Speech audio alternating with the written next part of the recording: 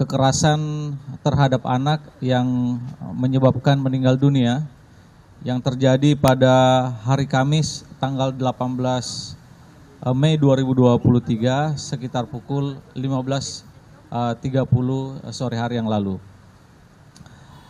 Dari peristiwa ini dapat kami jelaskan bahwa dari hasil penyelidikan dan penyidikan yang sudah dilaksanakan oleh Satuan Reserse Polres Tabes Semarang, telah dilakukan pemeriksaan terhadap 9 saksi. Kemudian mengkonstruksikan pasal, keterangan saksi, kemudian alat bukti yang disita, dan keterangan ahli, khususnya dari kedokteran forensik Rumah Sakit Karyadi. Kawan-kawan, hari ini tersangka sudah bisa kita hadirkan dengan inisial AN, umur 22 tahun. Pekerjaan mahasiswa salah satu perguruan tinggi swasta yang ada di Kota Semarang dari Fakultas Ekonomi semester 4. Yang bersangkutan rumah dan tempat tinggalnya di Kota Semarang, tepatnya di sekitar Penggarong Kidul, Pedurungan, Semarang. Dari hasil keterangan lisan yang disampaikan oleh tim forensik bahwa korban diduga meninggal karena afeksia atau gagal nafas, mati lemas, dan diduga mengalami keracunan. Oleh karena itu, terkait dengan poin ketiga tadi, keracunan, ini sedang dilakukan pemeriksaan lanjutan. Ada 3 item, yakni pemeriksaan mikrobiologi, kemudian patologi anatomi, dan toksiologi. Oleh karena itu, poin ketiga tadi, kami jelaskan tadi bahwa mati lemas, gagal nafas, dan keracunan. Poin ketiga soal keracunan masih akan sedang diikuti oleh pemeriksaan 3 item tadi. Mikrobiologi, patologi anatomi, dan toksiologi.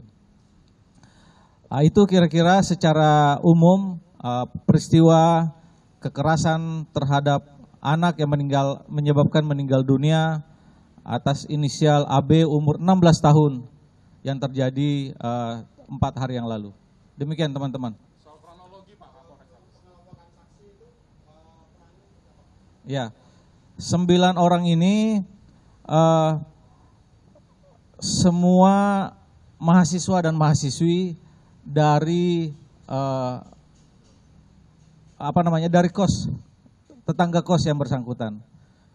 Nah, ini juga kita sedang mendalami karena walaupun korban ini tinggalnya di Pedurungan, ya mungkin teman-teman yang orang Semarang tahu, tetapi kosnya di Banyumanik, sementara kampusnya di sebelah kiri saya belakang sana.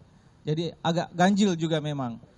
Kemudian kosnya tersangka bukan kosnya korban. Jadi tersangka ini tinggalnya di Pedurungan, kemudian kosnya di Banyumanik di atas, Semarang atas, dan tapi kampusnya ada di bawah. Nah, ini pertanyaan yang nanti akan kami dalami lebih lanjut. Kemudian yang kedua, kosnya ini oleh tersangka itu baru kurang lebih 2 minggu. Kurang lebih 2 minggu di kontraknya, disewanya senilai 600.000. Nah, ini juga jadi tanda tanya bagi penyidik dan masih dalam pendalaman. Apakah memang kos ini sengaja disiapkan untuk korban? Karena kalau kami menarik timeline, perkenalan mereka itu diawali tanggal 3 Mei. Peristiwanya tanggal 18 Mei, artinya kurang lebih 15 hari. Nah, kos-kosannya sendiri baru ditempati 2 minggu, kurang lebih 15 hari juga. Nah, kira-kira gitu. Tadi ada yang bertanya bagaimana kronologisnya. Jadi memang dari keterangan sementara yang disampaikan oleh tersangka atau pelaku, yang bersangkutan kenal dengan korban melalui media sosial. Kurang lebih tanggal 3 Mei yang lalu. Berlanjut chatting di Telegram, pindah ke WhatsApp, tukar-tukaran nomor WhatsApp, kemudian janji ketemu, dan oleh korban, oleh tersangka maksud kami, dibawalah ke TKP, ke kos yang disewa oleh pelaku ini yang informasinya baru kurang lebih 2 minggu. Demikian, Mas. Ya, ini pertemuan pertama. Jadi pertemuan pertama memang sebelumnya menurut ini hanya keterangan sepihak ya, karena histori yang ada di HP, misalnya HP-nya tersangka ini sudah dihapus semua. Jadi nanti butuh proses pemeriksaan perangkat IT. Kemudian untuk HP milik korban itu di password, jadi juga kita belum bisa membuka bagaimana histori percakapan mereka, awal perkenalan, kemudian sampai dengan terjadinya peristiwa ini berbasis IT itu nanti kami mohon waktu untuk itu. Soal temuan miras, Pak. Soal temuan minuman keras. Jadi miras ini itu disiapkan oleh pelaku. Jadi sebelum bertemu dengan korban pada tanggal 18, memang yang bersangkutan sudah membeli miras itu untuk disiapkan di pertemuan pertama mereka.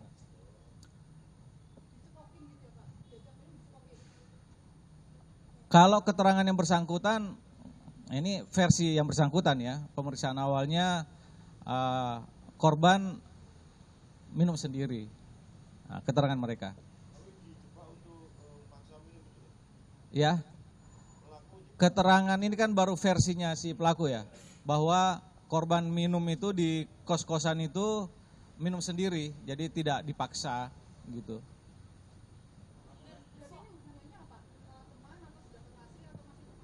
Baru berteman, jadi bertemannya itu kenal melalui Instagram tanggal 3 Mei. Kemudian tanggal 18 itu adalah pertemuan pertamanya, pertemuan pertama kali. Ya.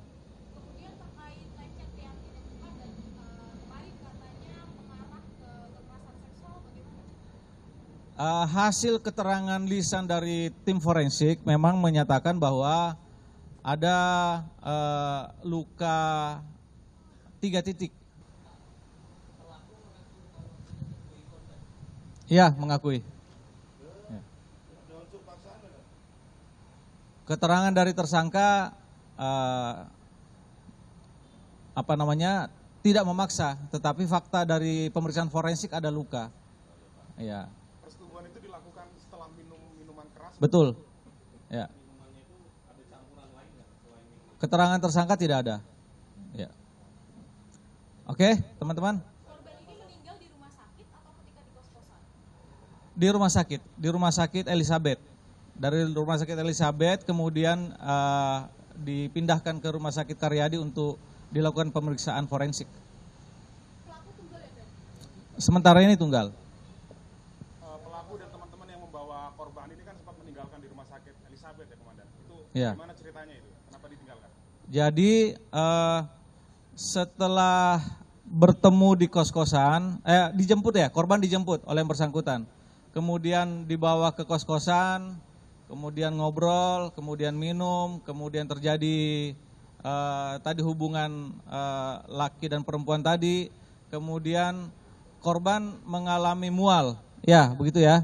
Kemudian yang bersangkutan mencoba membantu membelikan susu Bir Brand.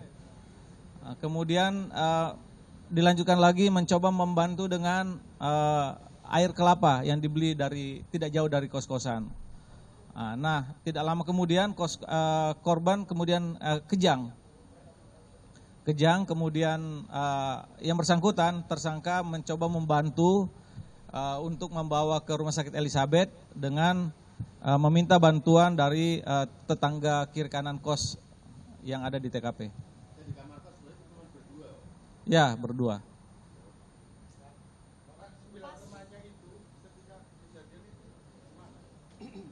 Di kos-kosan, anak kos, ini kan kos-kosan, Venus itu kan kos-kosan. Jadi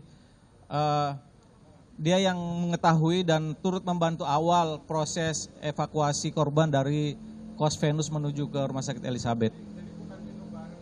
Tidak. Ya. Jadi yang 9 orang ini juga tidak mengetahui kalau di kamarnya si pelaku ini ada perempuan lain. Jadi pelaku minta tolong ke tetangga kosan ya? Ya, betul. Ya. Oke? Apakah ada upaya melarikan diri atau menghilangkan barang bukti kemarin?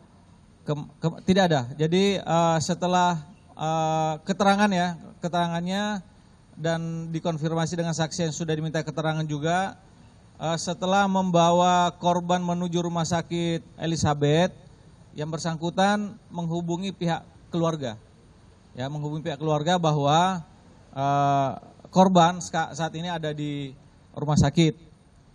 Kemudian setelah itu masih kembali ke rumah sakit dan kembali ke kos yang dari kosnya, kemudian kita mengamankan yang bersangkutan.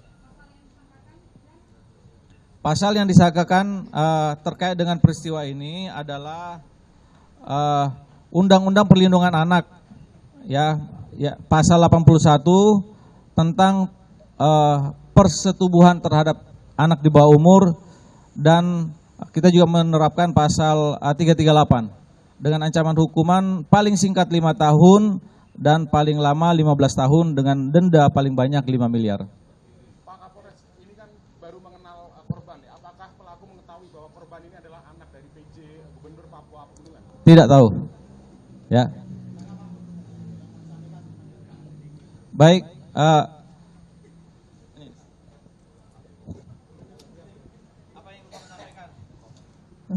Sebelumnya saya mengakui kesalahan saya dan saya minta maaf sebesar-besarnya kepada keluarga besar korban dan juga orang-orang yang bersangkutan, dan saya siap bertanggung jawab atas apa yang saya